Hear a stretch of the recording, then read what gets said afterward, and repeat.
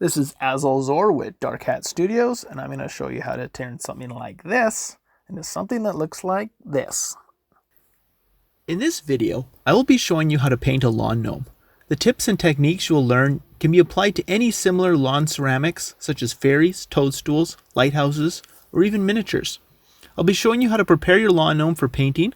I'll do a quick repair on some damage, show you the tricks to make painting your lawn gnome easier. Then I'll be going over some techniques to make your gnome really pop and stand out. Finally, I will show you how to protect your ceramics from the weather. The first thing we need to do is get off any debris, dirt, or oils that may inhibit our painting. I'm going to be giving this gnome a bit of a bath in soapy dishwater. I couldn't get off some of the staining and dirt, but it won't have an impact. Just try to get off any loose clumps, and let's move on to the next step. The gnome has paint drips that I'm going to chip off. You can also prime the gnome if you'd like at this point, and I'd included some options in the materials list. Priming can be important if the paint isn't going on easily, or you'll be painting light colors over darker colors, like painting his hat yellow might be an issue without a primer. The hat has a hole in it that I probably caused handling it too roughly. This is an epoxy putty product called green stuff, or kneadedite, that I'll use for the repair. I mixed the yellow and blue materials together to get the green stuff that will soon harden. I'll place it in the hole, and I'm going to work on adding layers until I have enough of the putty covering the damage.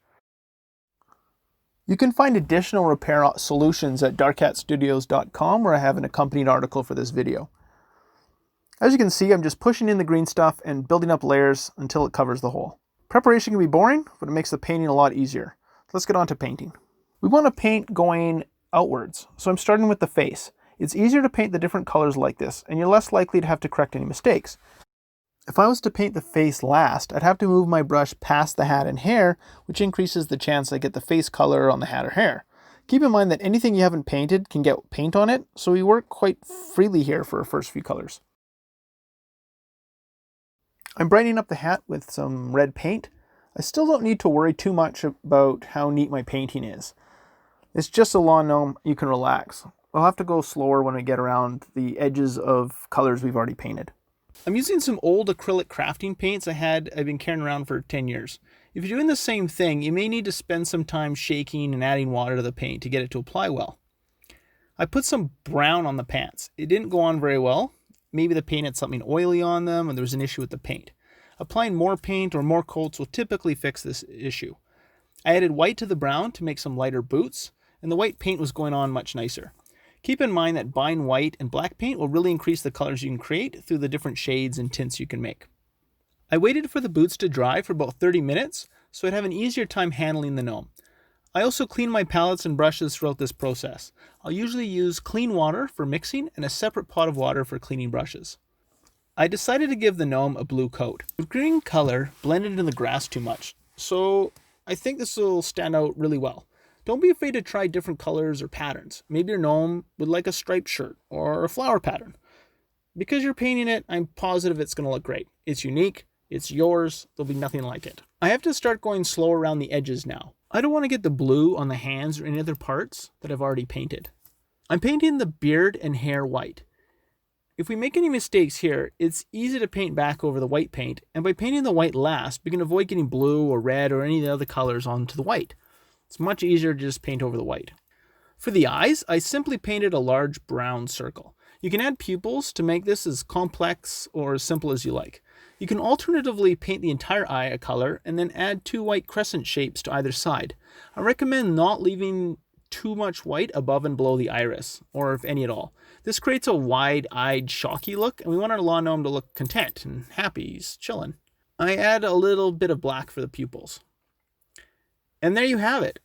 A painted lawn gnome looking much brighter. If you're happy with what you've done, you can skip to protecting your gnome or keep watching for some more tips to make your lawn gnome the best in your neighborhood. Thanks for sticking around for the roller coaster ride section of lawn gnome painting. This is where things get really exciting. Yeah, really exciting in the world of lawn gnome painting. I'm applying what is called a shade or wash to the hair. This product is designed to sit in the recesses of the various textures. The shades are quite watery, which can make them messy, and they'll run into other colors. They don't have a high amount of pigment, so this isn't a huge issue. When I get some of this black shade run into the coat, it isn't very noticeable.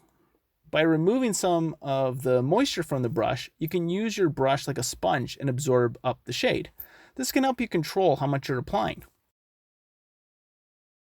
You can see how the shade works on the boots. The shade really makes the hairs stand out.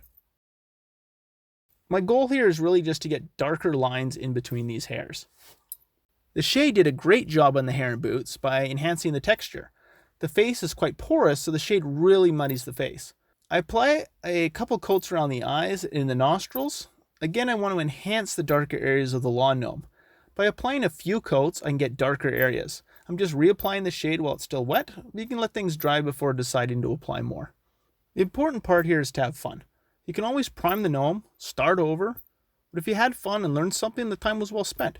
For the coat, I mixed a bit of black with the blue and painted this into the shadowy recesses. Any areas that receive less light get a coat of the darker blue. I do the same thing with the hat, but I use the brown paint. You can see on my palette that I experimented quite a bit before getting the right shade of red that I wanted. Colors can be darkened a number of ways depending on your paints and preferences. Don't be afraid to try something new.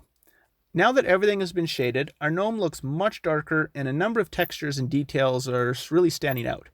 You may feel like you've ruined your lawn gnome. Do not fear. We are going to fix some of the muddiness and brighten everything back up with highlights. You're now going to learn a technique called dry brushing or overbrushing. For this technique, I use a larger brush and remove most of the water and some of the paint from the brush. Imagine the feeling you had when you decided to add more paint in the previous steps. That's sort of where we're starting with our brush. We're going to start closer to that level of paint. I wipe off a bit of the paint at first, and I typically don't use any water in this step. Our objective here is to apply lighter colors or tints to the raised areas of the textures. We want to keep the shading we did earlier and keep that base color. Watery paint will allow the color to run into the recesses too easily. By overbrushing with a drier brush, we'll be applying pigment where we want it, which is those highlighted areas. I'm starting with the beard so you can really see this effect. We're going to highlight all the parts again, but the beard is being highlighted with a gray and then a white. A base color with shadows and highlights is a simple way to make the gnome look great. Overbrushing is great for textures like the beard and boots, but the technique won't work very well on places like the face or the coat or the hat. These areas are fairly smooth, and overbrushing this way will highlight the porous ceramic instead of the folds of these materials. The boots are being brushed with a bit of white added to the brown. Also brush against the texture on the boots and not with it. This will help keep the paint sitting on top of these raised areas. The brush bristles will run on top of them. If we paint with the texture along the lines of the texture, they'll fall in between the small recesses and ruin the shadow effect we created. I use the same technique on the pants, and the paint picks up some interesting textures.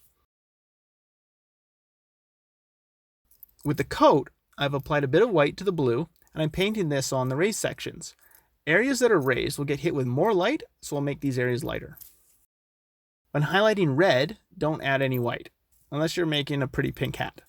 I mix the red with some yellow and orange. The orange lightened the red without changing it into a pink. I painted this on the raised folds. While I'm painting, I'm trying to maintain the base color, the shadows, and add the highlights. I did the same thing with the face mixing in white for the highlights. I mixed in some browns to improve the shadowy areas and paint them in like I did the coat and the hat. You can paint the eyes like we did in the previous section, or check out an eye painting video and give some of those tricks a shot. I painted in a few colors and then added a white dot to create the illusion of light reflecting on the eye. And there you have it. By adding shadows and highlights, we really changed the detail and depth of the painting. The only thing we have left to do is to protect our piece of artwork. To protect our gnome, all we need to do is spray on a varnish. This product requires skin, eyes, and respiratory protection.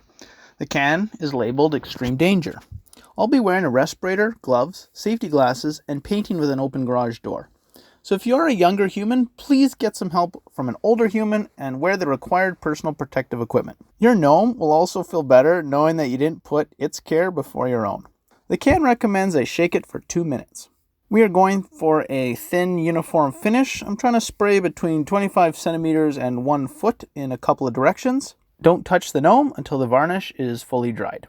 And anytime I've used a spray can, it is recommended to spray it upside down to clean out the nozzle so it's ready for next time. Now that your work of art is protected from the weather, you just need to find a place for your new friend. Thank you for watching this video. I hope you found it entertaining, and I honestly would love to see something painted and hear your feedback. I'm also open to any video ideas or suggestions. Take care.